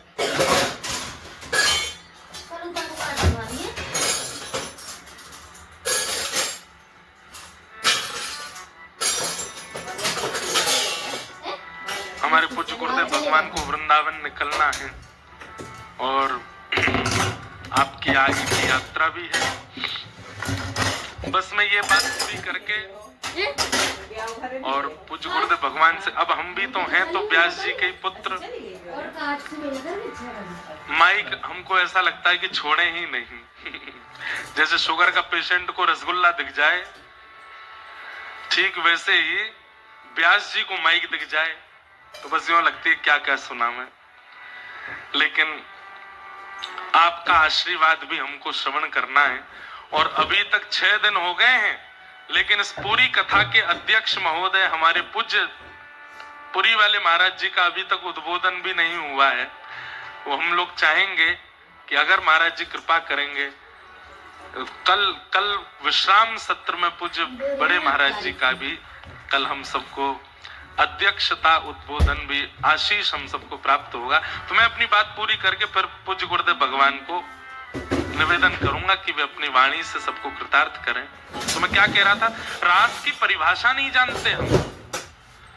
अभी मैं आप लोगों में से किसी को बुला के कहूं बताओ रास का मतलब क्या होता है, तो आप कहोगे रास का मतलब नृत्य होता है, रास का मतलब नाचना होता है, या रास का मतलब भगवान के प्रेम में उन्मुक्त होना होता है। नहीं, ये रास नहीं है। रास का सही अर्थ अगर आपने समझ लिया तो पूरी रास लीला पर आपको संशय नहीं होगा। दो शब्द हैं, रस और रास। सीधा अर्थ है, आप ठाकुर जी के पास जाते हो, आप वृंदावन जाते हो, आप गोवर्धन जाते हो, आप बद्रीनाथ जाते हो, आप जगन्नाथपुरी जाते हो, आप द्वारिका जाते हो, आप दक्षिण जाते हो, आप सदगुरु के पास जाते हो, ये सब रस है क्योंकि आप जा रहे हो। लेकिन कभी कृपा करके जगन्नाथ जी आपके पास आ जाएं, सदगुरु आपके पास आ जाएं, वृंदावन आपके पास आ जाए तो समझो ये रास है। आपने प्रयास किया वो रस है, पर ठाकुर जी ने आपके लिए प्रयास किया वो रास है। रास का मतलब नृत्य नहीं होता। एक प्रकार से कह दूं तो कोई अतिशयोक्ति नहीं, कटनी के रंगनाथ मंदिर की यह कथा एक प्रकार से कटनी वासियों के लिए रास है?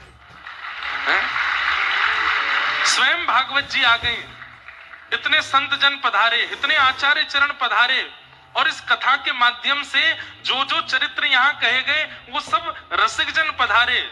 अरे स्वयं संपूर्ण वृंदावन यहाँ आ गया, श्रीमती किशोरी श्री राधा रानी यहाँ आ गई। समझ में आई बात? आप कथा सुनने वृंदावन आते तो वो रस था, लेकिन कथा आपके लिए चल के कटनी आ गई, ये रास है। इसी को रास कहते हैं।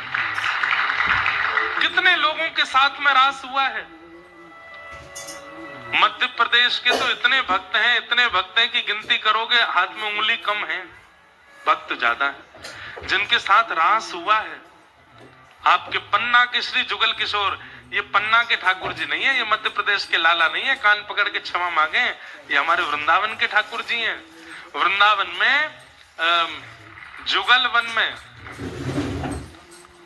इनका प्राकट्य हुआ और वहां से प्रकट होकर के ये यहाँ पधारे हैं। हरिराम व्यास जी के ठाकुर जी हैं, ओरछा के राजा के कुल गुरु उनके ठाकुर जी हैं श्री जुगल किशोर जी। ये वहां से पधारे, वृंदावन से पधारे, तो ये रास है। अब रास और क्या क्या होता है इसके विषय में हम अभी और चर्चा करेंगे और रास की भूमिका में प्रवेश करेंगे। उससे पूर्व हमारी प्रार्थना है, हम सबके मध्य में आज परम पूजनीय प्रातः स्मरणीय, जिनके जीवन के लगभग 54 वर्ष श्रीमद् भागवत जी को अर्पित हो गए हैं। हमारे पिता हैं इसलिए हम नहीं बोल रहे हैं। 54 वर्ष, 53-54 वर्ष, जिन्होंने, यहाँ पे कितने लोगों की तो उम्र नहीं है इतनी, जितने वर्षों से हमारे पूज्य गुरुदेव भगवान कथा कह रहे हैं। आज भले ही आधुनिक जमाने में आधुनिक यंत्र और इंटरनेट सोशल मीडिया पे भले ही आप हमारी कथा सुन लेते हो, पर जब ये आधुनिक यंत्रों का जमाना नहीं था तब घर घर में कथा चल रही थी पूज्य गुरुदेव भगवान की, पूज्य पिताजी महाराज की। और इसमें कोई अतिशयोक्ति नहीं, ये कृपा हमारे युगल सरकार गुरुदेव भगवान परम पूजनीय प्रातः स्मरणीय श्रीमद् भागवत के सचल विग्रह श्री रामानुज प्रपन्नाचार्य गुरु जी और दूसरे हमारे पूज्य पिताजी महाराज के दीक्षा गुरु, जिनके स्थान पर आप बैठे हैं, परम पूजनीय प्रातः स्मरणीय श्री जीयर स्वामी मठ के पूर्व मठाधिपति परम वंदनीय श्री गरुणध्वजाचार्य गुरु जी महाराज, जिनकी कृपा, इन दोनों युगल गुरुदेव की कृपा पूज्य पिताजी महाराज पर, जिनके भाव से आज असंख्य वक्ता कथा कहते हैं, जिनकी कृपा से आज असंख्य वैष्णवों के घर में कृष्ण भक्ति प्रकट हुई। हम लोग तो भैया क्या बोलते हैं, जली जलाई मसाल लेकर के आगे चल रहे हैं, पर उस मसाल को परिश्रम करके प्रज्वलित और सबके मध्य में प्रकाशित तो पूज्य गुरुदेव ने ही किया है। ऐसे हमारे पूज्य गुरुदेव विराजमान है। हमारी प्रार्थना कि आप कटनी में भी आ चुके हैं और विजय राघवगढ़ में 3 बार कथा हो चुकी है। आपकी कथा से तो पूरा विश्व आनंदित होता ही है हमारी प्रार्थना। पूज्य गुरुदेव भगवान अपनी वाणी के कुछ शब्दों से आशीष दे करके, ये खीर कथा रूपी 56 भोग बन गया है, आप अपना तुलसी दल पधरा करके ठाकुर जी के भोग के लिए इसको उपयुक्त बना दें, ऐसी हमारी प्रार्थना है। पूज्य गुरुदेव के चरणों में प्रणाम करते हुए उनकी वाणी का रसस्वादन सब लोग बिल्कुल शांति से बैठ करके करेंगे। जय श्री कृष्ण, जय श्री राम, जय श्रीमन नारायण।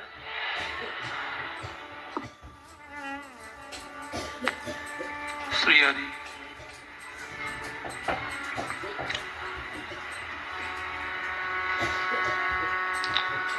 अस्ति स्वस्तरुणी कराग्र विगलत कल्प प्रसूनाप्लुतम् वस्तु प्रस्तुत वेणुनादलहरी निर्बाण निर्व्याकुलम् स्रस्त स्रस्त निबद्धनी बिबिलसत् गोपी सहस्रावृतम् हस्तन्यस्तनतापवर्गमखिलो दारं किशोराकृति कृष्णत्वदीय पदपङ्कज पंजरान्ते अद्यैव मे विशतु मानसराजहंस प्राण प्रयाण समये कफवात वित्तैः कंठावरोधन विधौ स्मरणं कुतस्ते वसुदेव सुतं देवं कंसचाणूरमर्दनं देवकी परमानन्दं कृष्णं वन्दे जगद्गुरुम् लक्ष्मीनाथ समारम्भां नाथयामुनमध्यमाम् अस्मदाचार्यपर्यन्तां वन्दे गुरुपरम्पराम्। श्रीमद्भागवत भगवान की, श्री बालकृष्ण लाल की।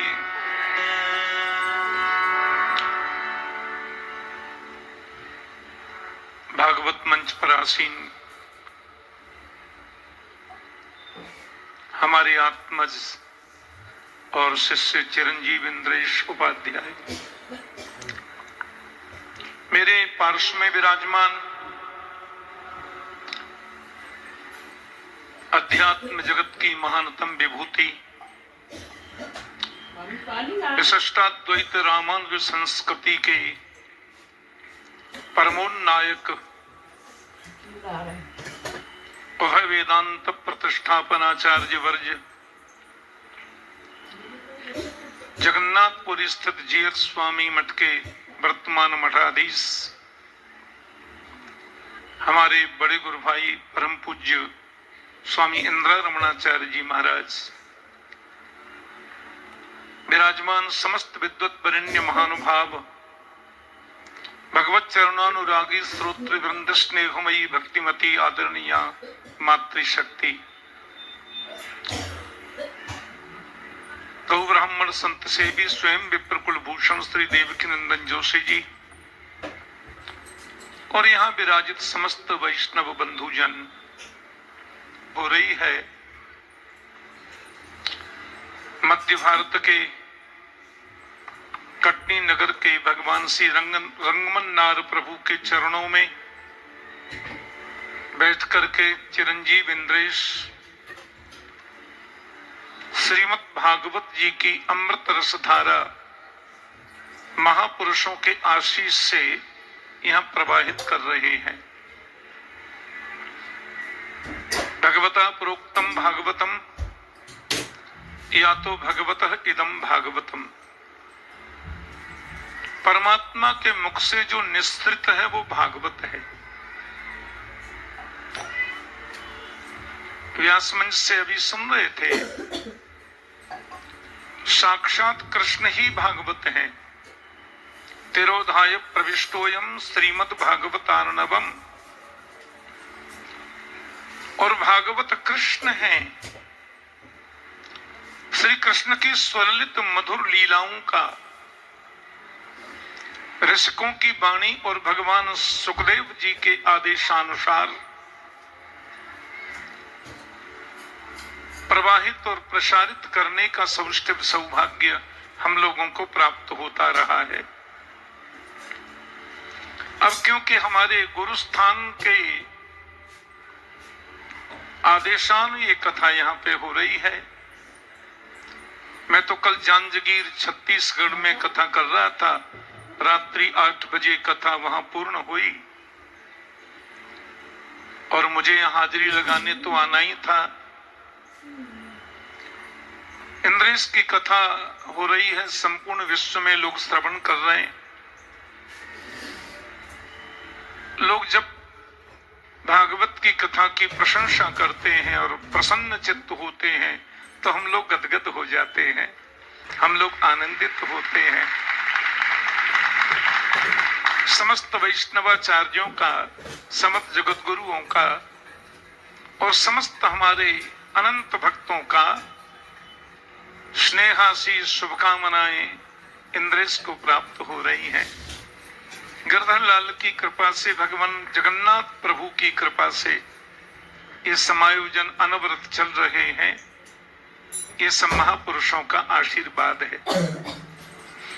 अनन्य ममता विष्णोः ममता प्रेम संगता भावस्स एव सांध्रात्मा बुधै प्रेमा निगद्यते। जैसी ममता संसार के प्रति हमारी है, जैसा ममत्व दुनिया के प्रति हम रखते हैं, उसका दशांश भी गोविंद के चरणों में हो जाए तो हमारा कल्याण हो जाए। परमात्मा के साथ में कोई भी संबंध हम जोड़े तो सही, तो है मोह नाते अनेक मानिए जो भावे, ज्यों त्यों तुलसी कृपालु चरण शरण पावे। भक्ति की 3 धाराओं की व्याख्या श्रीमद् भागवत में भगवान कपिल देव करते हैं। भक्ति का प्रारंभ होता है विश्वास से। बिना विश्वास की भक्ति नहीं होती। विश्वासो फलदायक। मेरे मन में विश्वास हो तो इस माइक्रोफोन में भगवान है, इसकी डोरी में भगवान है, सामने की माला में भगवान है, उसकी सुगंधी में भगवान है, उसके कलर में भगवान है, आप में भगवान है, मुझ में भगवान है, इनमें भगवान है। और विश्वास नहीं है तो मंदिर में भी वो कहां मिलता है, कहां उनका दर्शन हो पाता है। इसलिए भक्ति की प्रथम धारा का नाम है विश्वास। परमात्मा के प्रति, गोविंद के प्रति पूर्ण विश्वास करो। रक्षस्यतीति विश्वासो गोप्तृत्व वर्णम तथा। परमात्मा प्रतिपल प्रतिक्षण मेरे साथ में है और वो हर प्रकार से मेरी रक्षा करते हैं। हमें चिंता नहीं अपनी, उन्हें चिंता हमारी है। हमारी नाव का मालिक सुदर्शन चक्रधारी है, टेंशन की जरूरत नहीं है। गोस्वामी जी कहते हैं बिन विश्वास भगति नहीं, तेहि बिन द्रवहि न राम। राम द्रवहि बिन जीव कहूं सपने हूं नहीं विश्राम। विश्वास पहली चीज है। प्रभु के प्रति विश्वास करो। भक्ति की दूसरी धारा का नाम है संबंध। परमात्मा के साथ में संबंध जोड़ो। जो संबंध तुम्हें प्रिय लगे, जो संबंध तुम्हें अच्छा लगे। भगवान को अपना भाई भी बना सकते हैं, भगवान को अपना मित्र भी बना सकते हैं, भगवान को अपना गुरु भी बना सकते हैं। वसुदेव सुतम देवम कंस चाणूरमर्दनम देवकी परमानंदम कृष्णम वंदे जगत गुरुम। अर्जुन गीता में कहते हैं पितासी लोकस्य चराचरस्य तुमस्य पूज्यस्य गुरोर गरीयान। अभी अभी गोवर्धन लीला के प्रसंग में चिरंजीव इंद्रेश बता रहे थे, देवराज इंद्र ने आकर के परमात्मा की जब गोविंद की स्तुति गाई, विशुद्ध सत्वं तव धाम शांतम तपोमयं ध्वस्तरजस्तमस्कं मायामयोऽयं गुणसंप्रवाहो न विद्यते ते गृह्णानुबंध। ये चार चीजें बड़ी अद्भुत है, नाम रूप लीला धाम। विशुद्ध सत्वम तब धाम शांतम, भगवान के नाम का अनवरत जाप करिए, नाम ही नामी है। भगवान के रूप का अनवरत चिंतन करिए, दर्शन होगा। परमात्मा की लीलाओं का श्रवण करिए, चिंतनात्मक रीति से श्रवण करोगे तो दर्शन होगा। और भगवान के धाम में बार बार जाने की चेष्टा करिए, तो जहां भी आप रहोगे आपको धाम वास का सुख प्राप्त होगा। तो नाम रूप लीला धाम। और फिर देवराज आगे कहते हैं, पिता गुरुस्त्वं जगतामधीसु दुरत्ययः काल उपात्तदण्डः हिताय स्वेच्छा तनुभिः समीहसे मानं विधुन्वन् जगदीश मानिनाम।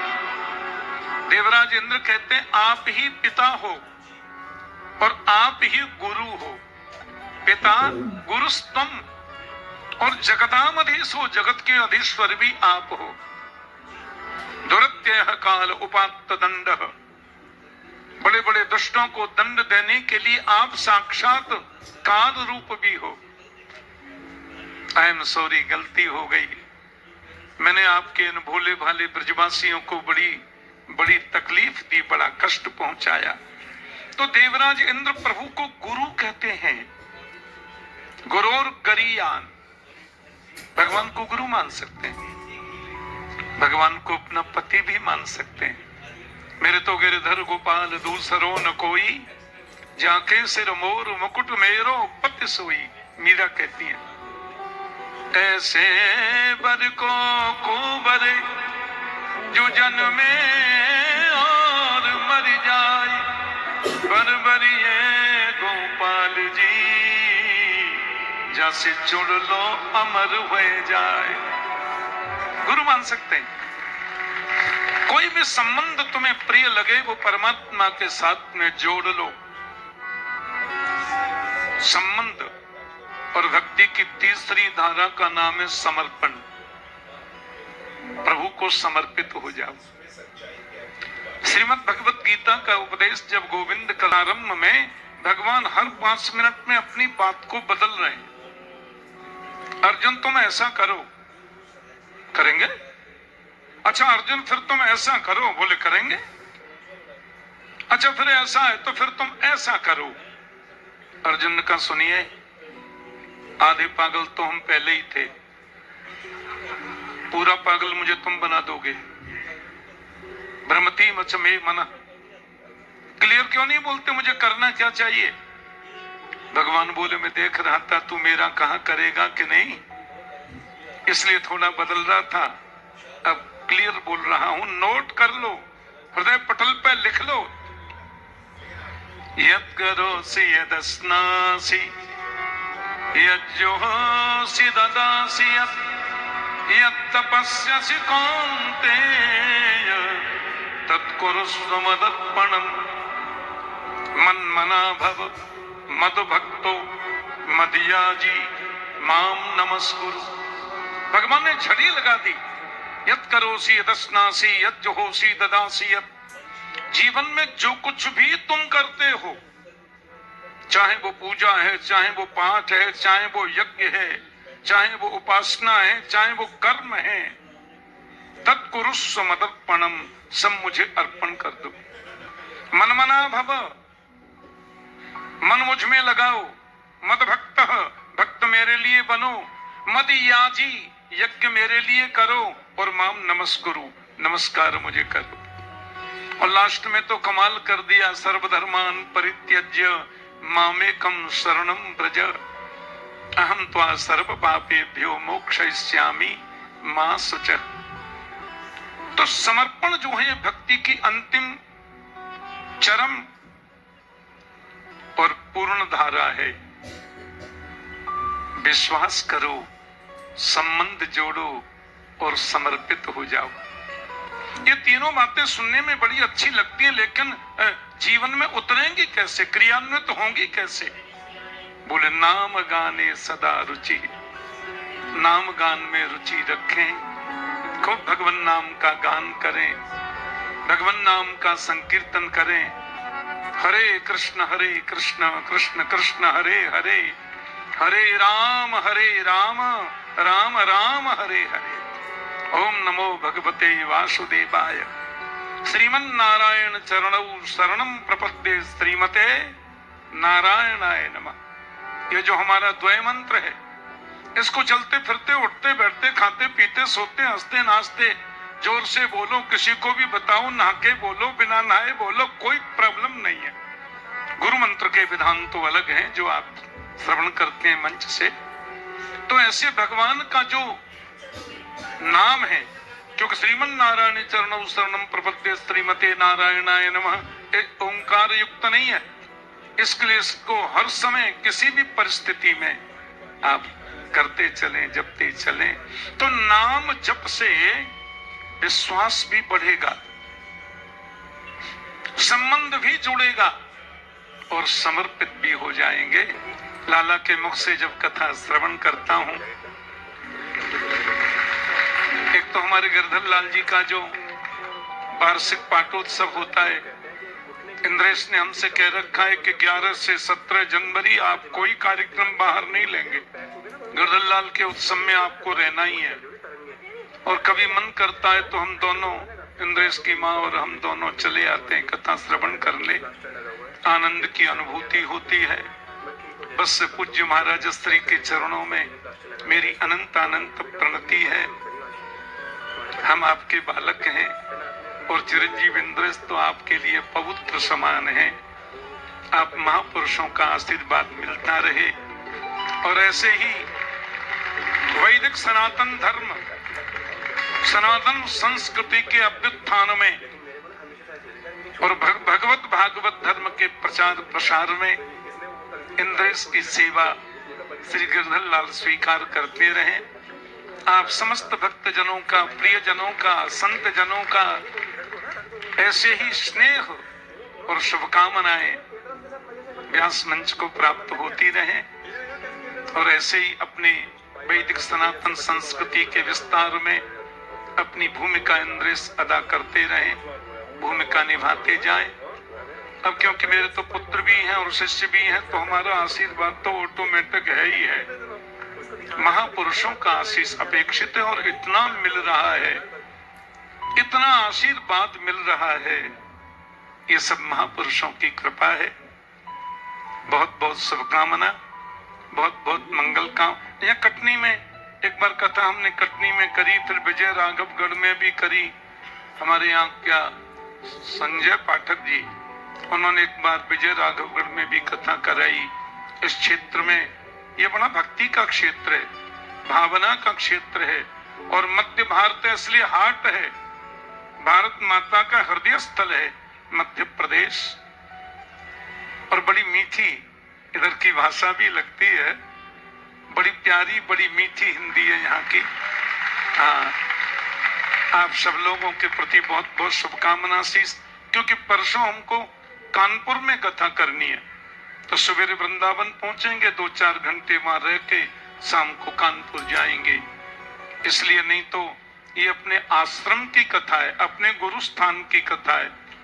कानूनन देखें, कायदे से देखें तो मुझे यहाँ 7 दिन रुक के पूरा श्रवण करना था, पूज्य महाराज जी के संग बैठ करके आनंद लेता। पर वैसे हम लोग मीडिया के माध्यम से तो रास्ता में भी लाला की पूरी कथा में श्रवण करता हूँ जहां भी रहूं। और क्योंकि समय एक जैसा ही रहता है, कथा उधर हमारी चलती है तो सब रिकॉर्डिंग हो जाती है। शाम को मुझे हमारे विद्यार्थी छात्र पंडित जी सब सुना देते हैं, बहुत सुख मिलता है, बहुत आनंद मिलता है। बहुत बहुत शुभकामना आशीष, बहुत बहुत मंगल कामना। जय श्री कृष्ण, जय श्रीमन नारायण।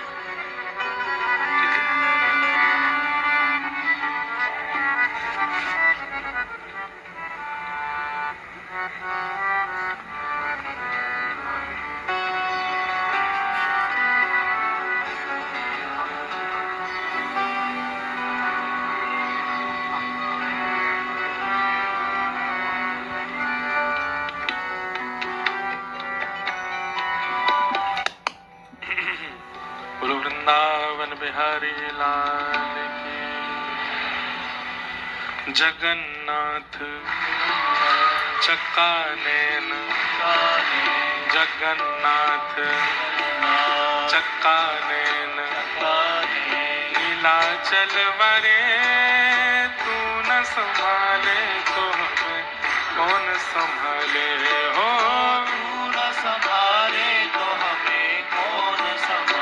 खड़े मत होइए, बैठ जाओ सब लोग। हमने तो इसलिए कीर्तन किया कि गुरुदेव भगवान प्रस्थान कर रहे हैं तो थोड़ी देर कीर्तन गाओ, बैठे बैठे गाओ। हे जगन्नाथ चक्का नैन, जगन्नाथ चक्का नैन, नीलाचल वरे तू न संभाले तो हमें कौन संभाले हो।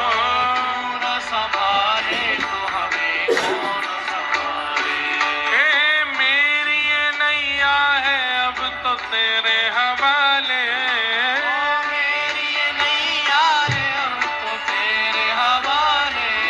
हाँ मेरी ये नैया है सिर्फ तेरे हवाले।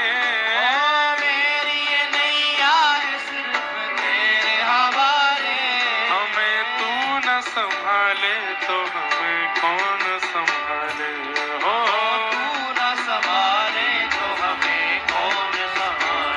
हाँ तू न संभाले तो हमें कौन संभाले हो। मेरे प्रभु जगन्नाथ